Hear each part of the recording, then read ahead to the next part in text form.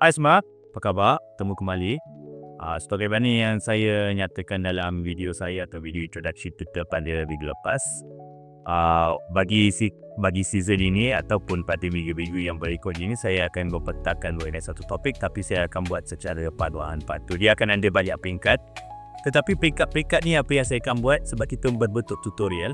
Setiap satu peringkat ni saya akan nyatakan apa topik ni. So mungkin ada yang kata abang ni kita dah tahu. Kalau dah tahu skip. Tapi video ni adalah rujukan untuk semua. Yang mana yang tak tahu boleh follow. Yang mana yang dah tahu tu kita skip. Kita ikut pada part mana ya lebih lalu. So untuk tutorial kita yang pertama untuk kali ni, untuk season kali ini adalah tutorial untuk bagaimana menjalankan perniagaan kecil. Ramai di luar sana yang ada perniagaan, yang mungkin ada pekerjaan tetap tetapi nak buat pendapatan sampingan sebenarnya. So topik tutorial ini adalah untuk membantu golongan-golongan ataupun orang-orang yang ada perniagaan kecil atau ingin memulakan perniagaan ini. So pada part-part seterusnya ni saya akan terangkan mengenai setiap satu langkah daripada itu. Macam mana kita nak register dari segi pencukaian, semua tu saya akan terangkan secara berperingkat. Tetapi untuk hari ini saya akan lebih tertumpu kepada secara teori, secara fundamentally apa yang kita perlu tahu bila kita dah menjalankan satu perniagaan kecil. Yang pertama sekali, kebanyakan orang ada perniagaan kecil, dia ada pendapatan yang lain. Tetapi bila dia ada perniagaan yang kecil ini, kepada kebanyakan masa ni tidak ada macam satu struktur, tidak tersusun.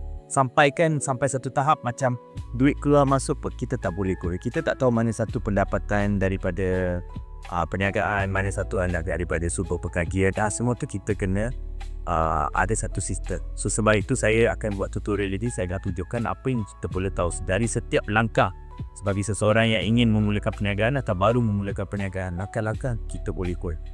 Yang kedua, macam kita selalu tengok macam dia buat perniagaan ini, dalam bahasa perniagaan ni kita sebut skill. Sebab kadang-kadang ni kalau kita dah buat satu perniagaan ni, kita kena mulakan dari basic ni. So bila basic tu dah betul, bila asasnya dah betul, so bila kita nak membesarkan perniagaan ini akan lebih senang. So tak perlu kita dah ada perniagaan. So bila kita nak besarkan perniagaan kita tu, baru kita nak buat balik dari A to Z. Dan bila kita buat balik dari A to Z tu, mungkin flow ataupun cara perjalanan perniagaan itu mungkin boleh terjejas. Dan yang ketiga, mungkin dari segi reputasi. So bila kita dah register bisnes ni awal-awal, contohlah kita ada nama, mungkin syarikat XYZ ke apa benda, atau kalau nak kita tu kita panggil dia Zero ke apa ke tak.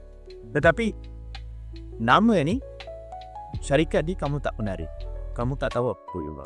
So bila syarikat kamu ni dah jadi besar, tiba-tiba mungkin ada isu undang-undang, mungkin kena samatin sebab nama untuk orang lain nak bakar.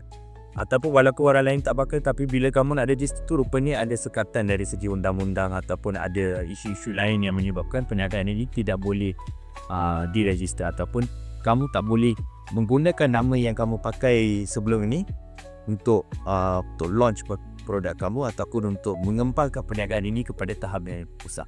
Tetapi bila kita dah buat pendaftaran dan sebagainya secara awal-awal lagi, sebelum apa-apa jadi ni, kamu dah buat pendaftaran. So bila kamu membesar atau perniagaan, kamu tak perlu risau mengenai isu ni ke, isu undang-undang ke, isu perniagaan, kamu tak perlu risau.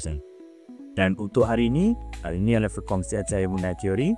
Dan episod-episod yang seterusnya ini saya akan susun secara lebih terperinci, secara lebih mendalam mengenai bagaimana dan apa yang kamu perlu tahu dalam setiap langkah-langkah yang.